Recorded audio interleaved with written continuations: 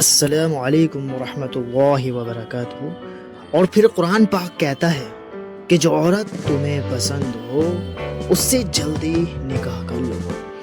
کہتے ہیں نکاح کے بعد خود ہی محبت ہو جاتی ہے۔ کیا یہ سچ ہے جناب؟ بہترین نکاح وہ ہے جس میں بیٹی والوں پر دن کے برابر بھی بوجھ نہ پڑے۔ نکاح ہونے سے پہلے یہ بات لکھ دینا، تم اپنے گھر میں میری حیات لکھ دینا۔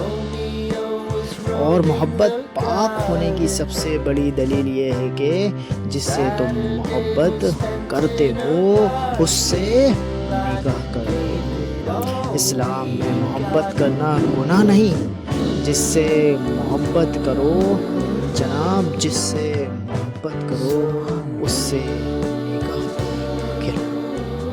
جانتے ہو نکاح کیا ہے؟ جو باپ اپنی گڑیا کو اسکول تک اکیلے جانے نہیں دیتا، وہ باپ عمر بھر کے لیے بیٹی کو اجنبی کے ساتھ اکیلا بھیج دیتا ہے۔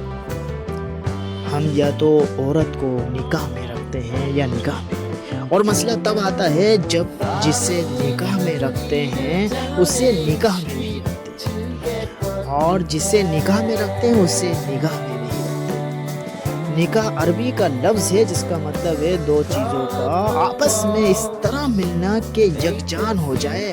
لغت میں اس کی مثال ہے جیسے نیل آنکھوں میں جذب ہو کے آنکھ بن جاتی ہے اور بارش کا پانی مٹی میں جذب ہو کے مٹی بن جاتا ہے۔ دو زندگیوں کا آپس میں اس طرح جڑنا کہ ایک ہو جائیں۔ السلام علیکم ورحمۃ اللہ وبرکاتہ۔ جزاک اللہ خیر۔ ناظرین السلام علیکم، اور لائک اور سبسکرائب ضرور کرتے جائیں۔